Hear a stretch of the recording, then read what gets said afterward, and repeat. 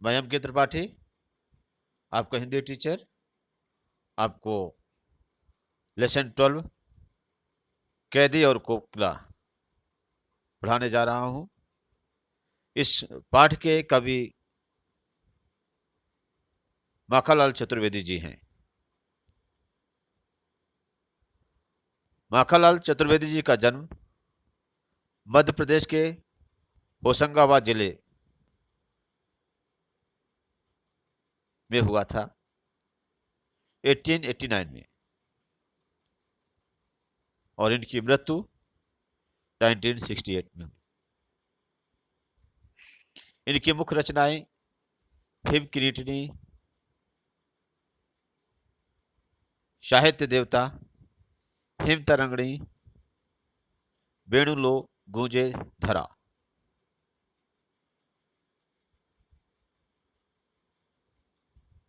माखनलाल चतुर्वेदी जी ने कर्मवीर और प्रताप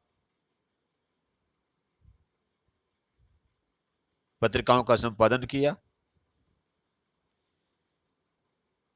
ये देशभक्त कवि थे और साथ में प्रखर पत्रकार भी थे।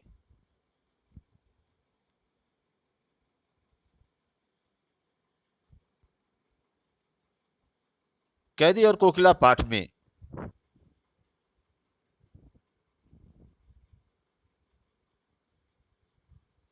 ब्रिटानी उपनिवेश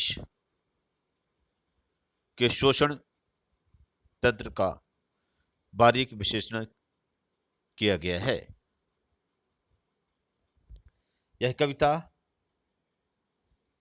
भारतीय स्वाधीनता सेनानियों के साथ जेल में किए जा रहे दुर्व्यवहार और यातनाओं का मार्मिक साक्ष्य एविडेंस प्रस्तुत करती है। कवि जेल में एकाकी और उदास है। एकाकी मीन्स अकेला और उदास है। कोयल से अपने मन का दुख, असंतोष और अंग्रेजी शासन के प्रति अपने आक्रोश को व्यक्त करते हुए कवि कहता है कि यह समय मधुर गीत गाने का नहीं, बल्कि मुक्ति का गीत सुनाने का है। कवि को लगता है कि कोयल भी पूरे देश को एक कारागार के रूप में देखने लगी है, इसलिए आधी रात में चीख उठी है।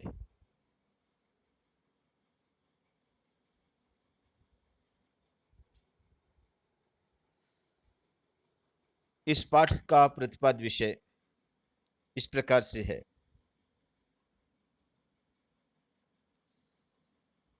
कविवर माखनलाल चतुर्वेदी जी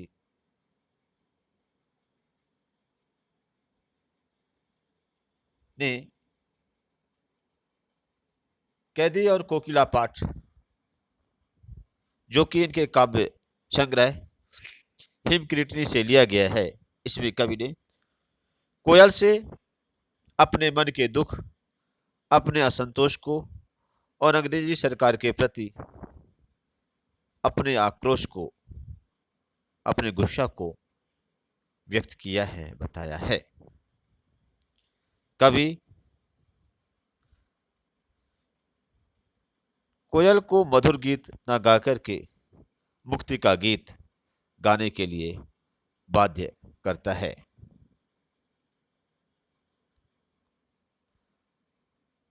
कवि कोयल से कहता है कि तुम इस आधी रात में क्या गा रही हो और किसका संदेशा लाई हो। मैं यहां जेल की चार दीवारी में कैद हूं। यहां अंग्रेजी सरकार हमारा शोषण कर रही है। हम पर कड़ा कड़ा पहरा है और भरपेट खाना भी नहीं मिल रहा है। हे कोयल, करुणा के भाव में आधी रात में चीख चीख कर चीख चीख कर क्यों बावली हो रही हो। हमें यहां पर जेल में कोल्हू चलाना पड़ता है। खींचना पड़ता है।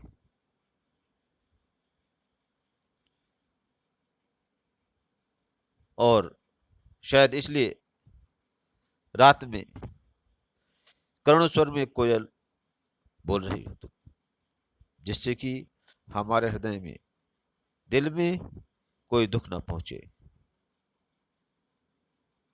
लगता है तुम रात में अंग्रेजी सरकार के प्रति संघर्ष करने की प्रेरणा दे रही हो। अंग्रेज भारतीयों में आतंक फैलाकर उनके मनोबल को तोड़ने के लिए प्रयास कर रहे हैं। वे उनके दमन चक्र से निराश नहीं हुए, बल्कि और अधिक उत्साह से भर गए तथा मर मिटने के लिए तत्पर हो उठे हैं। कवि ने देशवासियों को स्वतंत्रता के लिए अपना सर्वस्व बलिदान करने के लिए प्रेरित किया है। उसे कोयल के स्वर में क्रांति का स्वर फूटता दिखाई दे रहा है। कवि चाहता है कि कोयल का करुण स्वर देशवासियों में देश पर मर मिटने की भावना भर दे। कवि की दृष्टि में यह कोयल का करुण स्वर न होकर के आजादी हेतु भारतीयों के लिए क्रांति का शंखनाद था। कैदी कौन है? कैदी यहाँ पर कविवर माखनलाल चतुर्वेदी जी। साथ में कवि ने यहाँ पर इस कविता में देखने को मिलेगा कि किस तरीके से अंग्रेजी सरकार भारतीयों को जो स्वतंत्रता संग्राम के आजाद के लिए जो संघर्ष करते थे, माने फ्रीडम फाइटर्स जो हैं, उनको जेल में बंद करके एक अपराधी की तरह उनको प्रताड़ित करते थे। हथकड़ियां ऐसा हाथ में नहीं, पैरों में भी, गले में भी, दोनों हाथों में, दोनों पैरों में, गले में, सभी में जंजीरें रहती थी और उनसे कोल्हू चलाना पड़ता था, उन्हें मोड़ खींचना पड़ता था। मोड़ खींचना मतलब क्या है? एक कुएं में गर्रा लगा करके घिरनी जो होती है, उसमें से एक बहुत बड़ा चड़स, एक टब जैसे चमड़े का बर्तन होता था, उसमें पानी खींच खींच करके, और क्या है, खेतों की वहां पर बाग जो बगिया लगा रहती थी वहां पर, जेल आदि के आसपास, उसके लिए पानी उनको निकालना पड़ता था, है ना। तो जैसे जानवरों का बैल पहले इसके लिए इस्तेमाल होते थे, तो वहां पर क्या है, जेल के अंदर कैदियों को इसके लिए इस्तेमाल किया जाता था और उसे पत्थर तोड़वाया जाता था। कहना चाहिए कि हर तरीके से उनका शारीरिक मानसिक शोषण होता था, उनके साथ में अत्याचार होता था। और तो और वहां पर 10 फीट की काली कोठरी में उनको रहने के लिए जगह रहती थी और उसी के अंदर वो कैद रहते थे। सब कुछ कवि ने अपनी इस कविता के माध्यम से भारतीयों के साथ में अंग्रेजी सरकार ने जिस तरीके से अत्याचार किए हैं, उसको कवि ने खुद भोगा है और उसी चीज को उसने बताया है। यहाँ पर क्या है, किसी के द्वारा सुनी गई बात नहीं है। कवि ने आजादी की लड़ाई में जो संघर्ष किया है, कवि को जेल के अंदर बंद कर दिया गया था। जेल भर के जीवन में किस तरीके से उन्होंने यातनाएं सही हैं, उसको कवि ने अपने इन शब्दों में व्यक्त किया है। तो बच्चों, अब चलते हैं अपने पाठ के वचन में। तो कैदी मतलब क्या है और कोकिला, ये पाठ की शुरुआत करते हैं।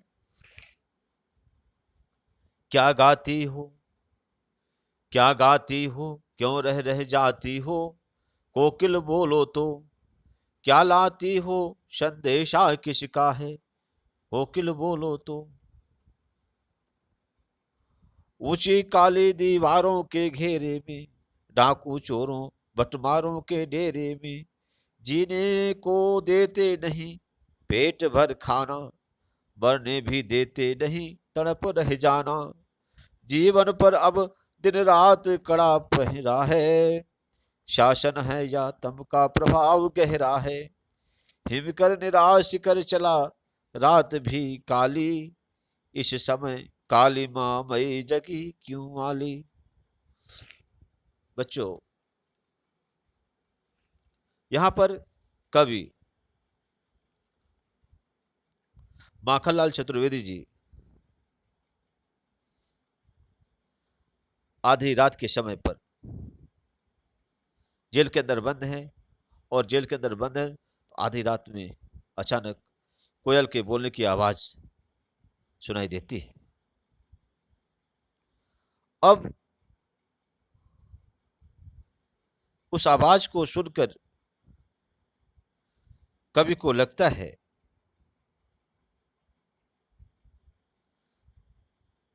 क्या हो लगता है, अचरज लगता है, अचंभा लगता है, क्योंकि कोयल तो केवल दिन में बोलती है ना, दिन में ही कूकती है, रात में नहीं। उसकी रात के समय में कूक कवि के मन में एक जिज्ञासा को जन्म दे गई, और इसके बाद कवि ने अनुमान लगाया कि वह कुछ संदेशा देना चाहती है। उसका यह संदेशा भारतीयों में ब्रिटिश सरकार के प्रति संघर्ष करने की प्रेरणा दे रहा है।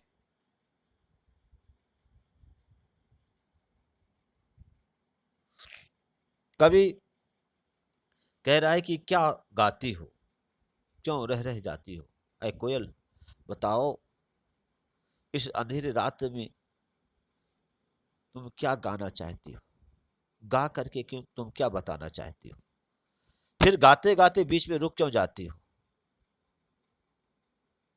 क्या कोई संदेशा लेकर आई हो, ऐ कोयल बताओ। इसके आगे कवि बता रहे हैं कि ब्रिटिश गवर्नमेंट किस तरीके से कैदियों को, या यूं कहना चाहिए कि स्वतंत्रता संग्राम सेनानियों को कैद करके उनके साथ में कैसे अत्याचार करती थी, कैसा अमानवीय व्यवहार करती थी, कैसे शारीरिक और मानसिक यंत्रणाएं देती थी। इन सब बातों को कवि बताते हुए कहते हैं कि ऊंची काली दीवारों के घेरे में हम लोग क्या है, ऐ कोयल, जेल के अंदर ऊंची ऊंची और काली काली दीवारें, और हमें जहां पर कैद करके रखा गया है वहां पर डाकू भी है, चोर भी हैं, बटमार भी हैं, मतलब बटुआ चुराने वाले, जेब कतरे, उन लोगों के साथ हमें बंद करके रखा गया है। अर्थात फ्रीडम फाइटर में देशभक्त की भावना होती है। डाकू चोर और बटुआ मार जो लोग होते हैं, ये इनको कभी भी फ्रीडम फाइटर से कंपेयर नहीं किया जा सकता। तो कभी कहते हैं कि जीने को देते नहीं, यहां पर अंदर क्या है, भरपेट भोजन भी नहीं देते, और साथ में मरने भी नहीं देते। ऐसा नहीं कि जीने के लिए भरपेट भोजन भी नहीं देते और साथ में मरने भी नहीं देते, बस यहां अंदर रह करके तड़पते रहना पड़ता है। जीवन पर अब दिन रात कड़ा पहरा है। अब यहां पर क्या है,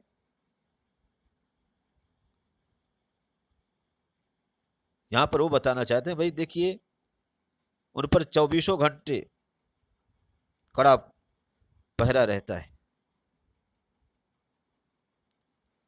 अंग्रेज सरकार न भरपेट खाना देती है और न ही मरने देती है। अर्थात अंग्रेजी सरकार जो है, कैदियों के मनोबल को तोड़ने के लिए उन्हें भरपेट भोजन भी नहीं देती थी।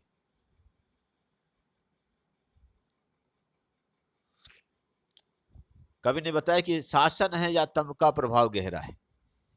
क्या है ये? शासन है या तम का प्रभाव गहरा है। ये सत्ता है, सरकार है, या कि अंधेर गर्जित, या तम में अंधेरा होता है, अंधेर गर्दी।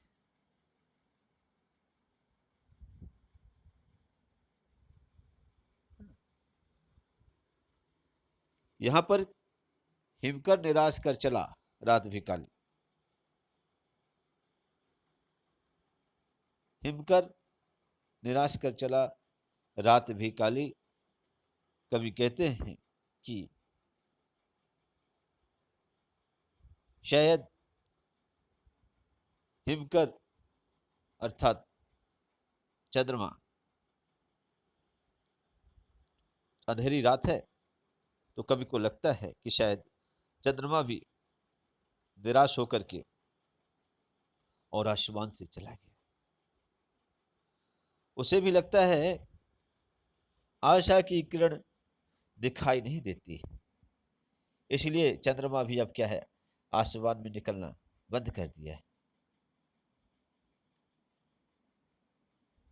इसलिए तो क्या है, पूरी रात अंधेरी रात है, और इस कालमामयी रात में जगी क्यों वाली आलिमी सखी, ऐ सखी कोयल, ये बताओ कि इस अंधेरी रात में क्यों जागी? क्या बात है, ये तो बताओ।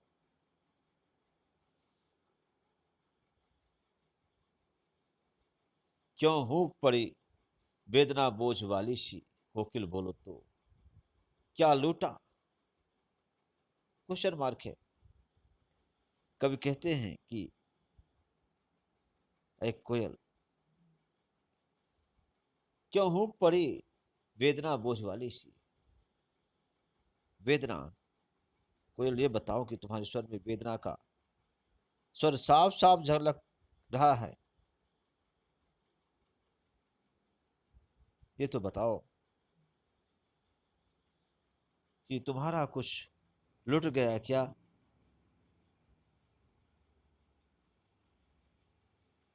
जैसे तुम कू कू करके सोए हुए लोगों को क्या है, सावधान करना चाहती हो।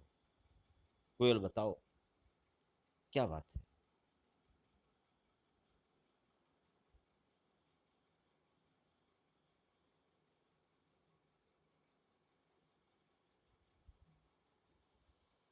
क्या हुई बावली, सॉरी, क्या हुई बावली अर्धरात्रि को चीखी, कोयल बोलो तो किस दावानल की ज्वालाएं हैं देखी। कोयल बोलो तो। कभी कहते हैं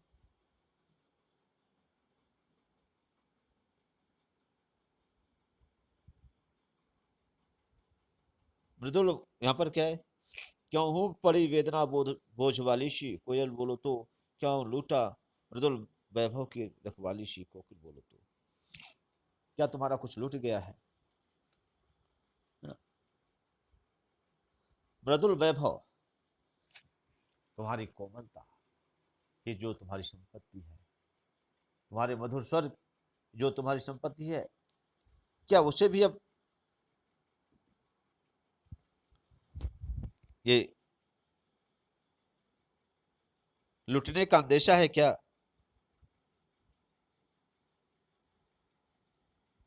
या कि तुम्हारा कुछ खो गया है क्या? क्या तुम बावली हो गई, पगली हो गई हो क्या? या किस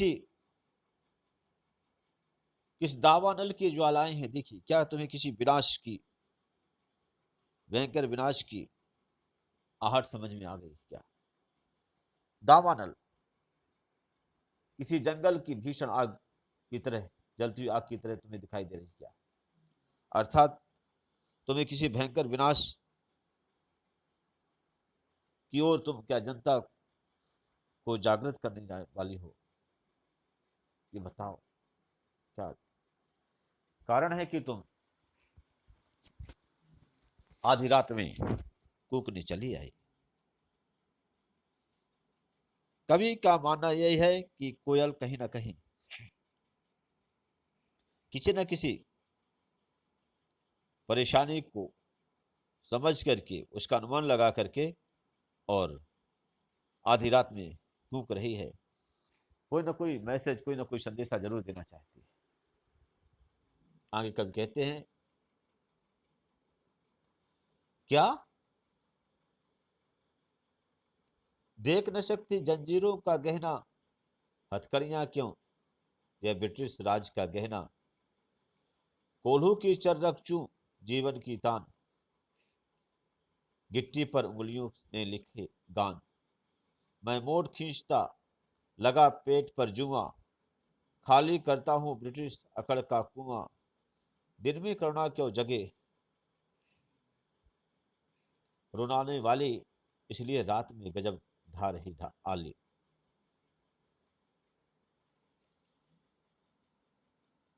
कवि देखिए क्या हुई बावली अर्धरात्रि को चीखी, कोकिल बोलो तो किस दावानल की ज्वालाएं हैं दिखी, कोकिल बोलो तो। देखिए सीधी सी बात है बच्चों, कवि को ऐसा लगता है कि कोयल बावली हो गई, और बावली पगली होने कहने के पीछे एक मनोवैज्ञानिक आधार है। क्योंकि कोयल असमय कूक रही है, आधी रात को कूकना, वह भी अविराम लगातार, तो कवि को लगता है कि यह शायद पागल हो गई। रात के समय जब सभी सोए पड़े हैं, तो क्या इस समय वे भी इस तरीके से कूका जाता है। आगे कवि कहते हैं क्या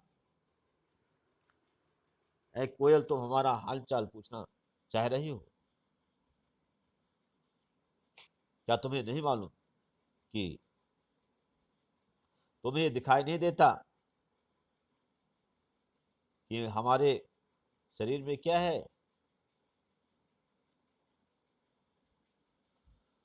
हमारे शरीर में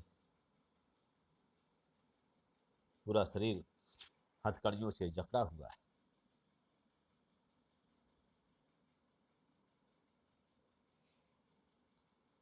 ठीक है, फिर कहते हैं हथकड़ियां क्यों, ये तो क्या है, अंग्रेजी सरकार ने हमें गहना पहनाए हुए, जेवरात ज्वेलरी है अंग्रेजों के द्वारा। देशभक्ति के रास्ते पर हम चले हैं, तो जिसे उन्होंने हथकड़ी बनाया है, हथकड़ियां लगा करके हमने जो रखे हैं वो हमारे लिए क्या है, आभूषण की तरह।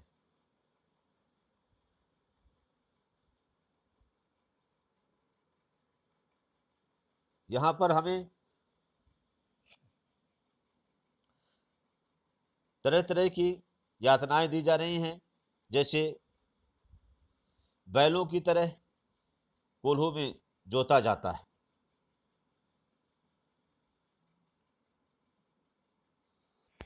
इस तरीके से हमारे जीवन की तान, हमारे जीवन की धुन, हमारे जीवन की संगीत क्या है, कोल्हू की आवाज चर्रक चू जो होती है, यहीं तक सीमित हो गई।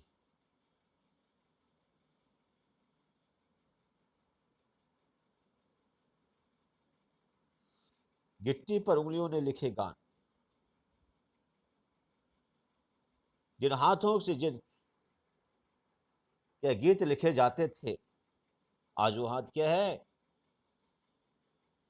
गिट्टी तोड़ रहे हैं। उंगलियां वो क्या है, गिट्टी को तोड़ रही हैं वो। कभी कहता है कि हम पशुओं की तरह, बैलों की तरह मोट को खींचते, और मोट को खींच करके और पेट में जुआ लगाकर लकड़ी का जो जुआ कहलाता था यहाँ बनता था, जिसे जानवरों के बैलों के गले में लगाया जाता था, तो वहां पर बैलों की जगह आदमियों को जोता जाता है।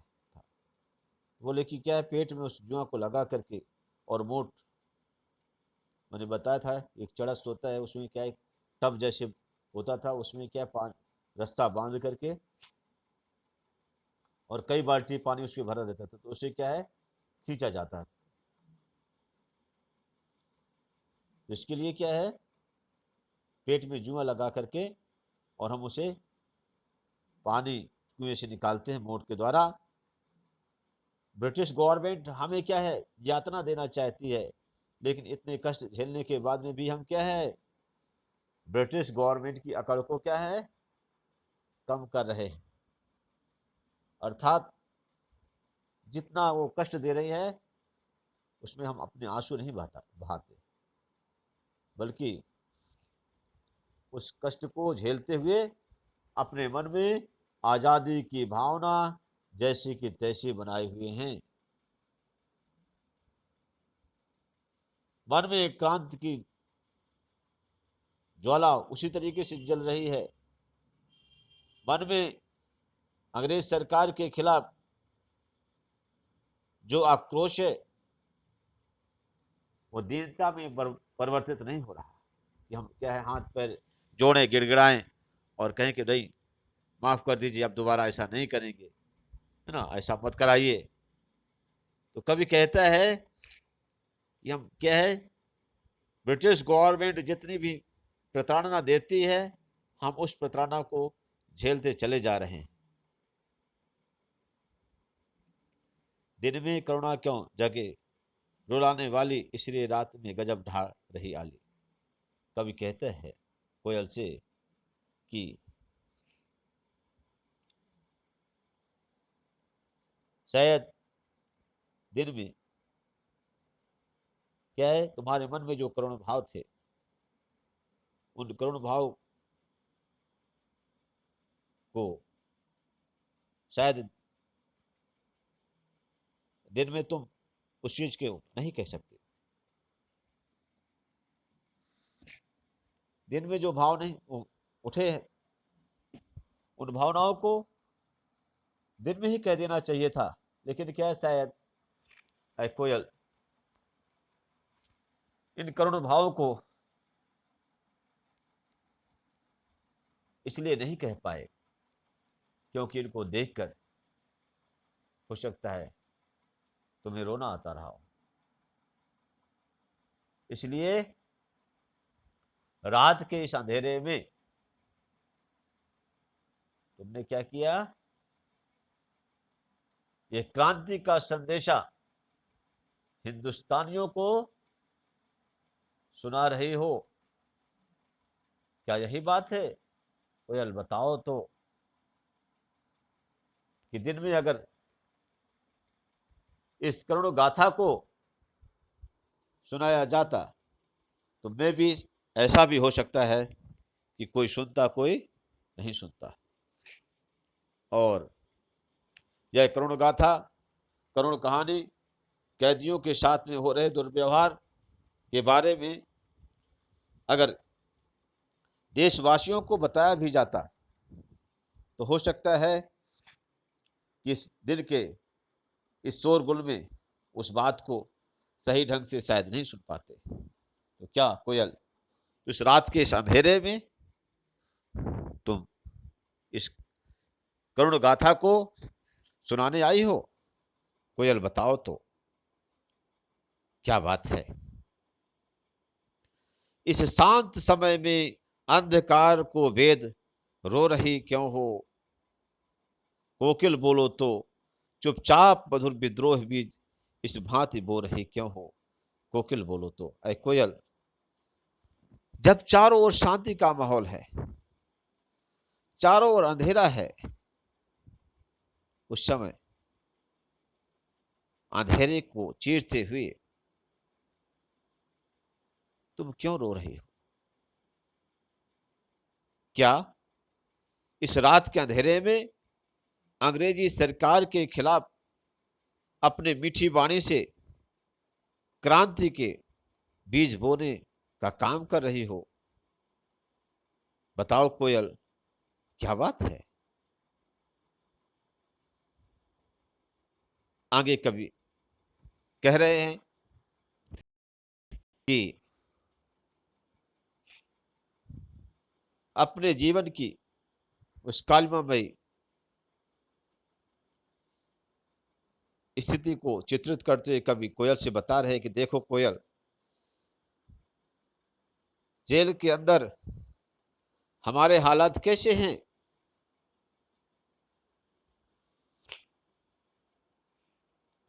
काली तू रजनी भी काली, शासन की करनी भी काली, काली लहर कल्पना काली, मेरी काल कोठरी काली, टोपी काली कमली काली, मेरी लौह श्रृंखला काली, पहरे की हुकत की भ्याली, तिस पर है गाली ऐ आली।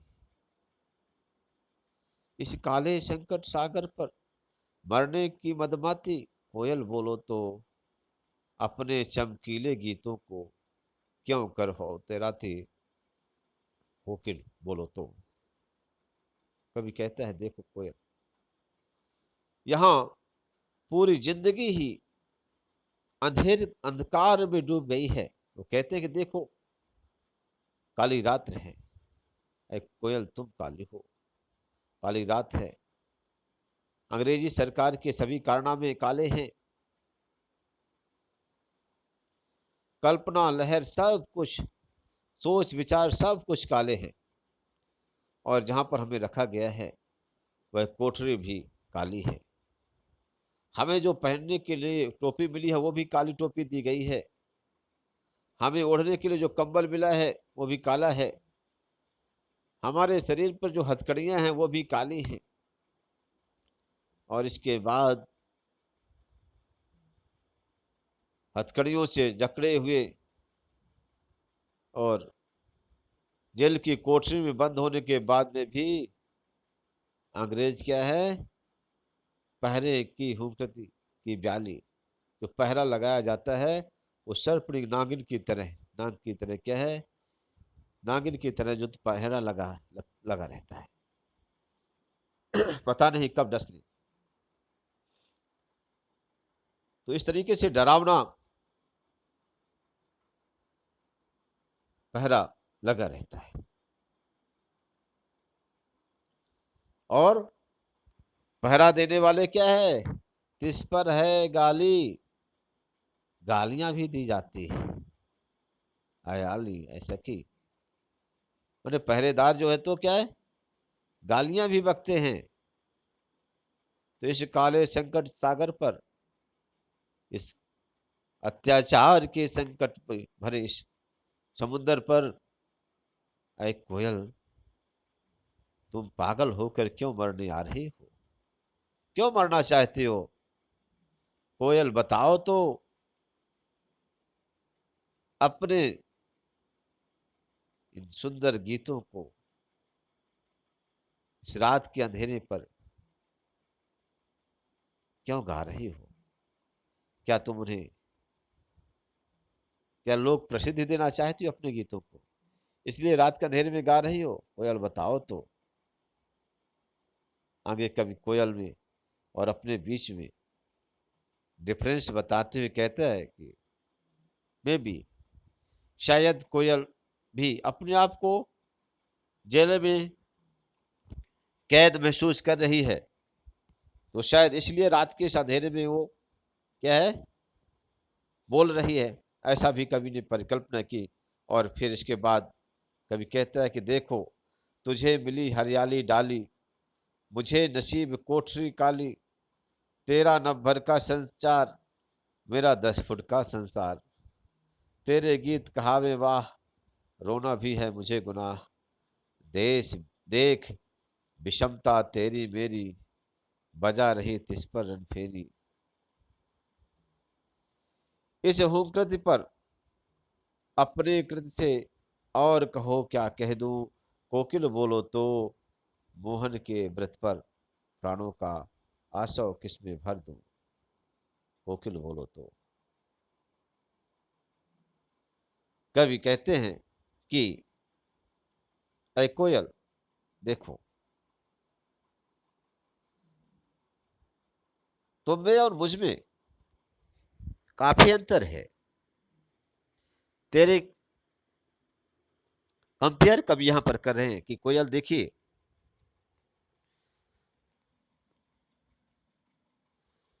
क्यों अंतर है, इस बात को कवि ने बताया है। कवि कहते हैं कि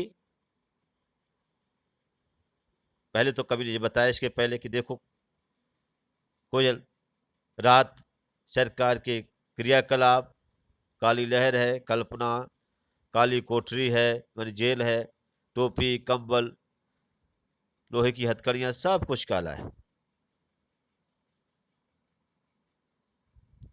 और यह भी बताने का प्रयास किया कि जो दूसरे कैदी हैं देशभक्तों को, उसको पहरेदार संतरी क्या है, बात बात में अपशब्द कहते हैं, गालियां देते हैं। यहां उसका जीवन पूरी तरह से क्या है, तनाव और दबाव भरा है। मतलब कुल मिलाकर के शारीरिक और मानसिक यातनाएं सब सह रहे हैं।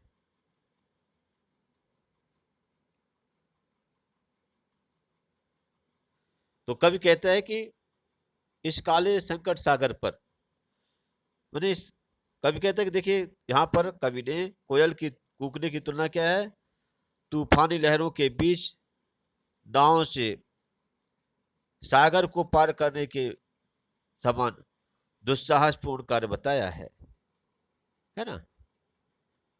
इस काले संकट सागर पर मरने को मनवाती, कहते कि तुम मरने को क्यों तैयार हो।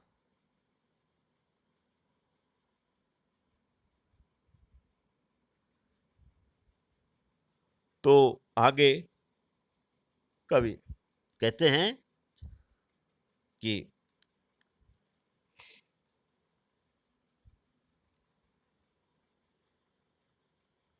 कोयल और अपने आप में कंपेयर करते हुए कहते हैं कि देखिए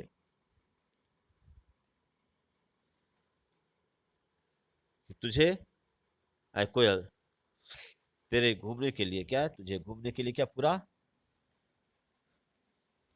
हरियाली, हरी भरी डालियां है। और मेरे नसीब में क्या है, काल कोठरी है। तुम्हें क्या है, तुम्हें क्या हो गया, पूरा नभ भर का संसार संचार, तू पूरे आसमान में तुम घूम फिर सकती हो, लेकिन मुझे क्या है, केवल 10 फुट का संसार मेरे लिए। मेरी जिंदगी 10 फीट के कालकोट से भी सिमट कर रह गई है। ऐ कोयल तुम गाती हो तो लोग वाह वाही कहते हैं, तुम्हारे गाने पर कोई प्रतिबंध नहीं है, लेकिन यहां पर क्या, मुझे रोने भी को भी नहीं, रोने की भी आजादी नहीं।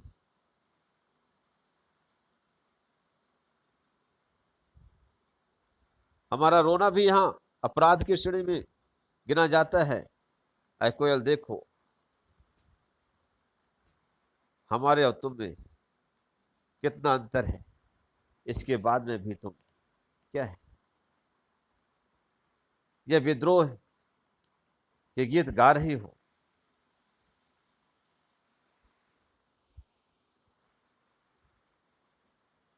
क्या बात है, इस कृति पर अपने कृति से और कहो क्या कर दो। ऐ कोयल, तुम्हारी इस आजादी के हुंकार से मैं अपनी कृति, अपनी रचनाओं से और क्या लिख करके उस गति को और आगे बढ़ा दूं। ऐ कोयल तुम ही बताओ। मोहन के व्रत पर मोहन मतलब मोहनदास करमचंद गांधी। मोहनदास करमचंद गांधी के आजादी की लड़ाई के जो उन्होंने व्रत लिया है, तो अपने प्राणों के आंसू को, प्राणों के अमृत को, प्राणों के अर्घ को कहां पर भर दूं, अपने प्राण कहां पर निछावर कर दूं, अरे कोयल तुम ही बताओ।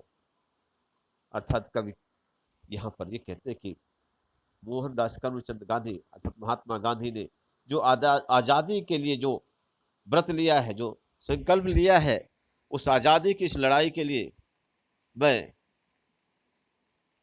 क्या क्या समर्पित कर दूं, कैसी रचनाएं लिख दूं, और अपने प्राण कब कहाँ निछावर कर दूं, अरे कोयल तुम ही बताओ। अर्थात कवि अपना जीवन आजादी के लिए समर्पित करने को तत्पर है। स्टूडेंट्स, इस तरीके से ये कविता हुई। कविता के पश्चात अब चलते हैं प्रश्नोत्तर पर। प्रश्नोत्तर में पहला प्रश्न है, कोयल की कूक सुनकर कवि की क्या प्रतिक्रिया थी? तो कोयल की कूक सुनकर कवि को ऐसा लगता है जैसे कोयल उसके लिए कोई संदेशा लेकर आई है। संदेशा महत्वपूर्ण है, नहीं तो कोयल सुबह होने तक इंतजार करती। कवि ने कोयल के बोलने के किन कारणों की संभावना बताई है? तो कवि ने कोयल के बोलने के निम्नलिखित संभावनाएं बताई हैं। कोयल कोई संदेशा पहुंचाना चाहती है। उसने दावानल की लपटें देखी। समस्या अत्यंत गंभीर है, इसलिए वह सुबह होने की प्रतीक्षा नहीं कर पा रही। क्रांतिकारियों के मन में देश प्रेम की भावना को और मजबूत करने आई है।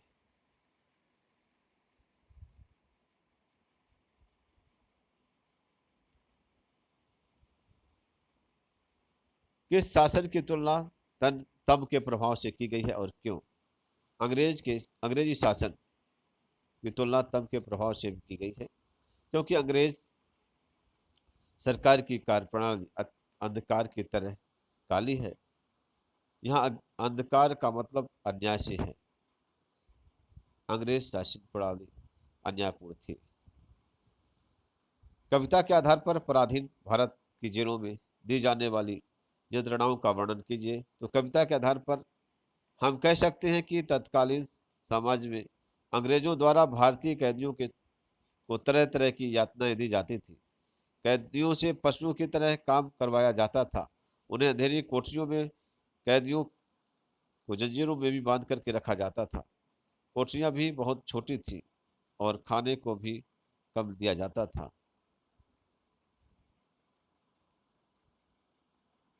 भाव स्पष्ट कीजिए। मृदुल वैभव की रखवाली से कोकिल बोलो तो। मृदुल वैभव की रखवाली से यहाँ कवि का तात्पर्य है कोयल की मीठी तथा कोमल आवाज से।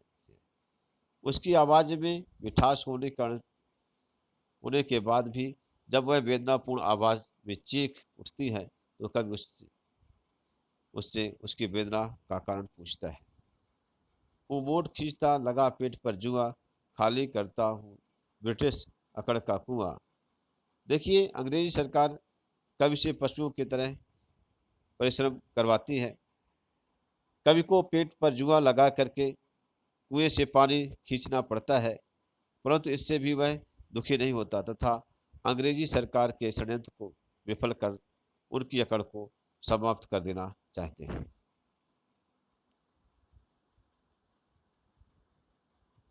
अर्धरात्रि में कोयल की चीख से कवि को क्या अंदेशा है? अर्धरात्रि में कोयल की चीख से कवि को अनेकों अंदेशे दिखाई दे रहे हैं। जैसे शायद कोयल पगली हो गई है, शायद वह किसी कष्ट में है, या कोई संदेशा लेकर आई है, या यह भी हो सकता है कि वह क्रांतिकारियों के दुख से द्रवित होकर के चीख रही हो। कवि को कोयल से ईर्ष्या क्यों हो रही है? कवि कोयल की स्वतंत्रता से कवि को ईर्ष्या हो रही है। वह आकाश में स्वतंत्रता से उड़ान भर रही है और कभी जेल की काल कोठरी में बंद है।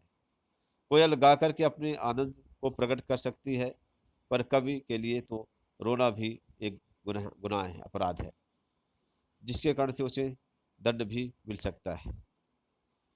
कवि के स्मृति पटल पर कोयल के गीतों की कौन सी मधुर स्मृतियां अंकित हैं, जिन्हें वह अब नष्ट करने पर तुली है।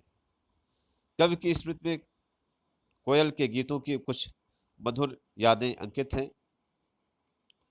कोयल हरी डाली पर बैठ करके अपनी मधुर वैभवशाली आवाज से संपूर्ण सृष्टि को अलंकृत करती है। उसके मधुर गीतों में उसकी खुशी झलकती है। वह स्वतंत्रता पूर्वक अपना गीत गाती है, परंतु अब वह अपनी इन विशेषताओं को नष्ट करने पर तुली हुई है। वह पगली सी प्रतीत होती है। हथकड़ियों को गहना क्यों कहा गया है? कवि ने हथकड़ियां गलत काम पर नहीं पहनी है। उन्हें स्वतंत्रता संग्राम में भाग लेने के कारण अंग्रेज सरकार ने हथकड़ियां पहनाई हैं, जो उनके लिए एक गौरव की बात है। इसलिए कवि ने हथकड़ियों को गहना कहा है। काले तू अयाली, इन पंक्तियों पर काली शब्द की आवृत्ति से उत्पन्न चमत्कार का विवेचन कीजिए। देखिए, इस कविता की पंक्तियों में कवि ने 9 बार काली शब्द का इस्तेमाल किया है। शब्द तो एक ही है, परंतु भिन्न भिन्न अर्थों में इसका प्रयोग किया गया है।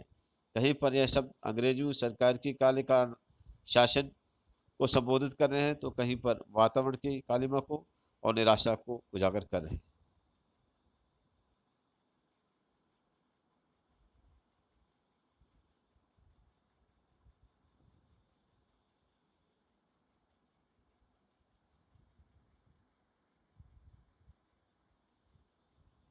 काव्य सौंदर्य स्पष्ट कीजिए।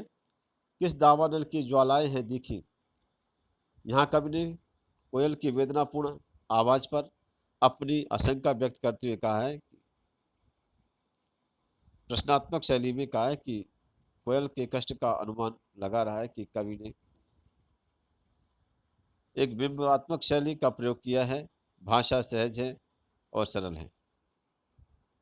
तेरे गीत कहावे वाह, रोना भी है मुझे गुनाह, देख विषमता तेरी मेरी, बजा रही तिस पर रणबेरी। यहाँ पर इन पंक्तियों पर कवि ने अपने तथा कोयल के जीवन की विषमताओं की ओर संकेत किया है।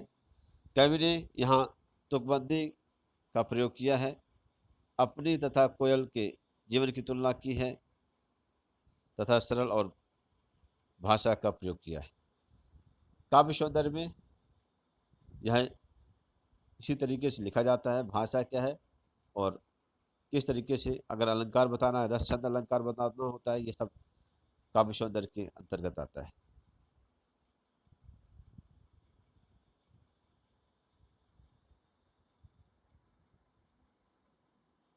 कवि जेल के आसपास अन्य पक्षियों को का चाकना भी सुनता होगा, लेकिन उसने कोयल की ही बात क्यों की है?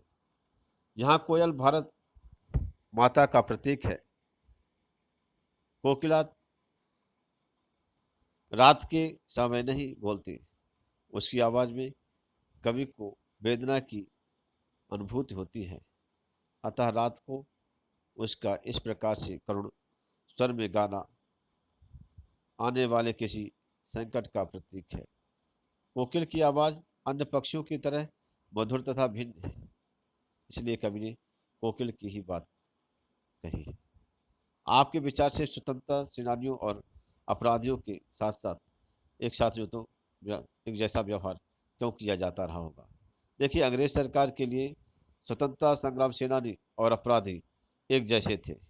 दोनों उनकी व्यवस्था के खिलाफ खलल डालने वाले काम करते थे। सरकार के लिए दोनों ही दोषी थे। सरकार क्रांतिकारियों की आज़ादी की मांग को दबाना चाहती थी। स्वतंत्रता संग्राम सेनानियों के मनोबल को तोड़ने के लिए तथा भारत पर अपनी सत्ता कायम रखने के लिए वे दोनों के साथ समान व्यवहार करते थे। इस तरीके से बच्चों, ये पूरे चैप्टर ये पूरा हुआ। Okay students, thanks.